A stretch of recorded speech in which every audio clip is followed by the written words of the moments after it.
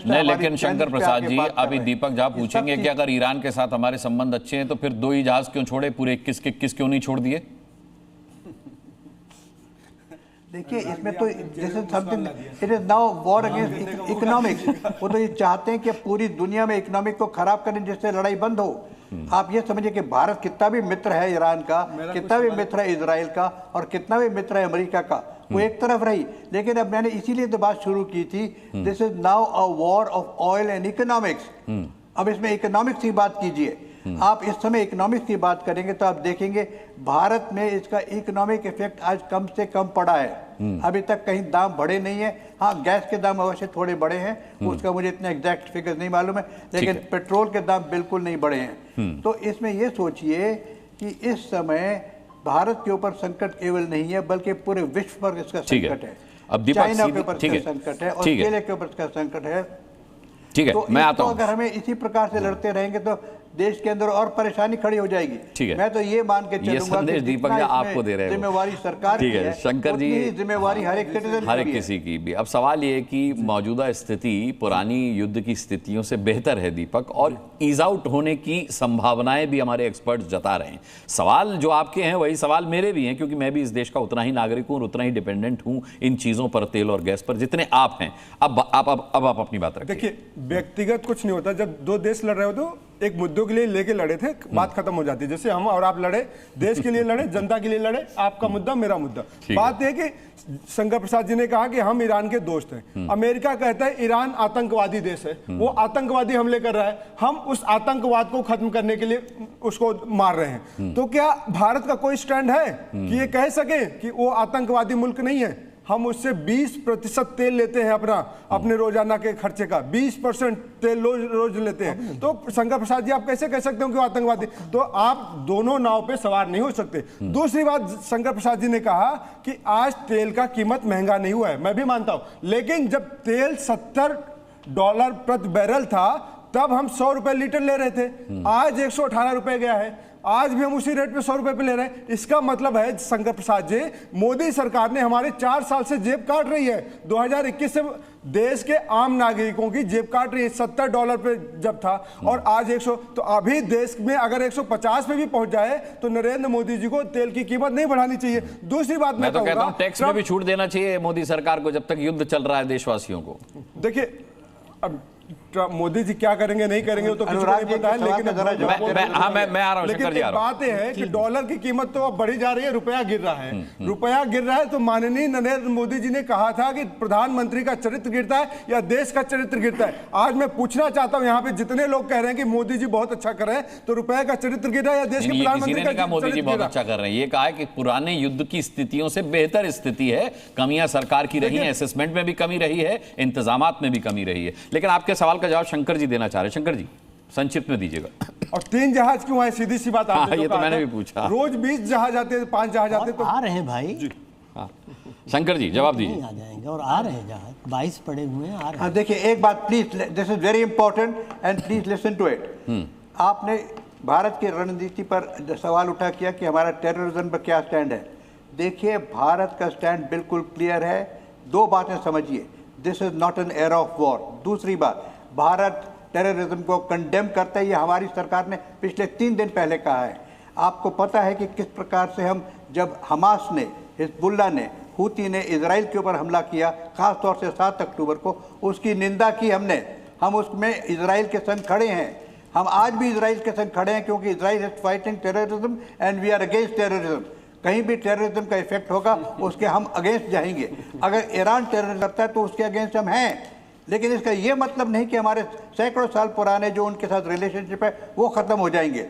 आप ये समझ लीजिए कि भारत का स्टैंड कोई चैलेंज नहीं कर सकता वर्ल्ड के अंदर आज कि India is strongly against terrorism and condemns terrorism in all it's manifestations across the globe.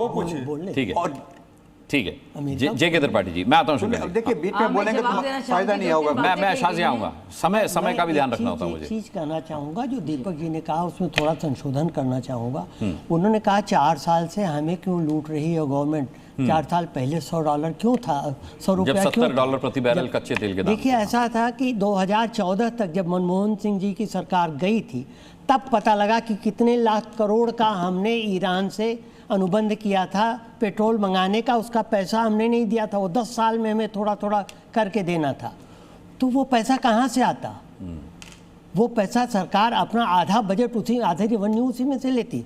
इसलिए पेट्रोल के दाम बढ़ाए गए और वो पैसा ईरान को 10 साल से पहले, काफ़ी पहले चुकता कर दिया गया, ताकि फिर हमारे ऊपर कोई ऐसा कर्जा न रह जाए।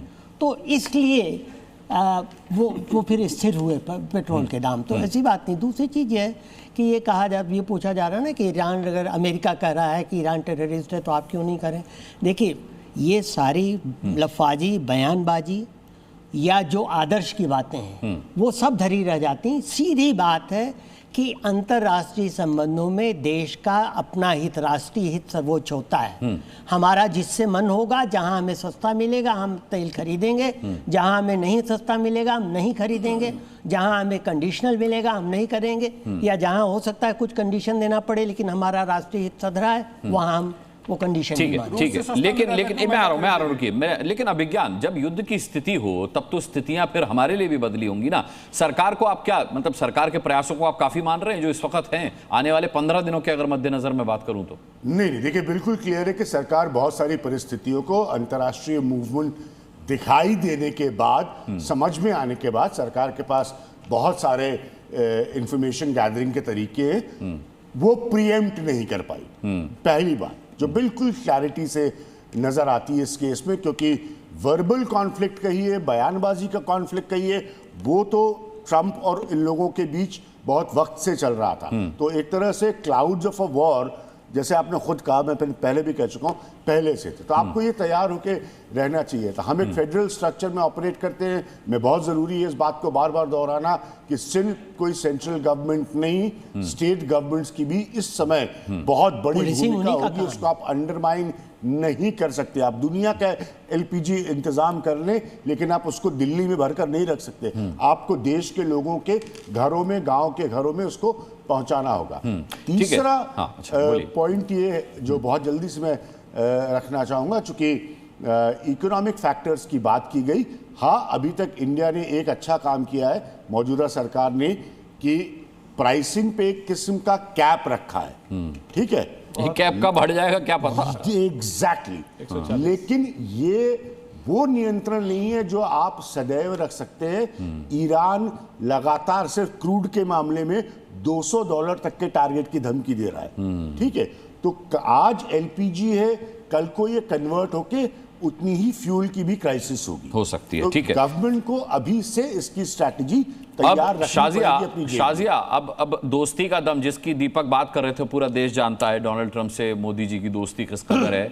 अब अगर वो फर्जीवाड़े से ये कह सकते हैं कि पाकिस्तान और इंडिया के बीच के कॉन्फ्लिक्ट को उन्होंने सीज फायर में तब्दील किया था, तो मोदी जी क्यों नहीं ट्रंप को एक फोन करके कह देते कि भाई ये युद्ध आप खत्म कीजिए अपनी तरफ से, क्योंकि यहाँ संकट हो सकता है। बहुत ही बुनियादी इसका जवाब है, क्योंकि हम लोग अपना राष्ट्र हित देखेंगे और इस तरह की अहमकाना हरकतें नहीं करेंगे जो सबसे बड़ी डिप्लोमेटिक भाई मध्यस्थता क्यों नहीं कर सकते। और जाहिर सी बात है, किसी भी तरह से भारत को, मैं बात खत्म करना चाहती हूँ, किसी भी तरह से हम लोग जो हैं, जो हमें करना है वो हम करते हैं और हमने वो करके दिखाया है। दूसरी बात, बहुत सारी बातें भी कही गई और उसका जवाब मैं देना चाहूँगी। खाड़ी अभी पूरे क्षेत्र में 611 से ज़्यादा भारतीय जहाज, छोटे बड़े, वहाँ पे मौजूद हैं, जो हमारे ऑयल कॉरपोरेशन के भी हैं और अन्य भी हैं। पूरी तरह से वो सुरक्षित हैं। पिछले मुझे लगता है कुछ ही घंटों में 150 कॉल्स, ईमेल्स देश और उन स्ट्रेट ऑफ होर्मुज़ के जो बाकायदा अधिकारी हैं उनके बीच में बाकायदा हुए हैं।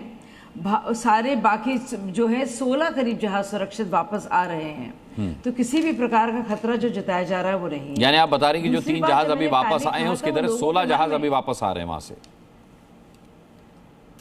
जी उसके तरह 16 जहाज आ रहे हैं इसी तरह से, और उसमें और भी बहुत सारे जहाज हैं, प्राइवेट भी हैं और हमारे कॉरपोरेशन के भी हैं, तो वो अभी सुरक्षित हैं। और ईरान ने इस बात को बाकायदा तस्दीक किया है कि भारत के लिए, भारत को सेफ पैसेज दिया जाएगा। इसके साथ साथ अगर आप देखेंगे तो विदेशों में क्या हुआ है, भारतीयों को सुरक्षित उनकी वापसी हुई है, 2,80,000 भारतीय जो है वापस लाए गए हैं। चाहे वो यूएई हो या सऊदी अरब हो, वहाँ पे फ्लाइट्स बाकायदा जारी रही हैं। चाहे वो कुवैत हो, बहरीन हो, ट्रांजिट के जरिए लोगों को निकाला जा रहा है। तो मतलब पूरी तरह से सरकार जो है उस पर काम कर रही है। पैनिक बाइंग की जब मैंने बात की थी, तो जाहिर सी बात है, आप तस्वीरें देखिए, टीवी पे देखिए, कौन पैनिक नहीं करेगा? कौन ऐसा सिटीजन है किसी भी देश का जो पैनिक नहीं करेगा?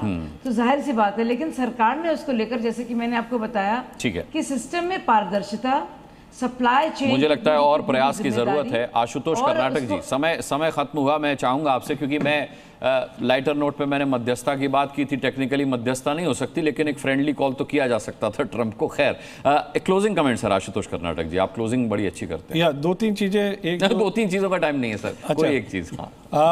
आखिरी मेरा यही है कि भाई इंडिया को अभी फिलहाल के लिए गैस स्टोरेज और ऑयल स्टोरेज में काम करना चाहिए, और एक ट्रांसनेशनल गैस पाइपलाइन जो बहुत सालों से पेंडिंग है, Oman to India, they should start a detail feasibility report. और उसके अलावा रूरल एनर्जी ग्रिड, ये साजा जी आप जरा सा समझिए इस बात को, कि हमने पूरे देश में, आप ही की सरकार के टाइम मैंने पूरे देश में काम किया, उस टाइम पे 317 सिटीज़ में अभी गैस की पाइपलाइन का काम चल रहा है।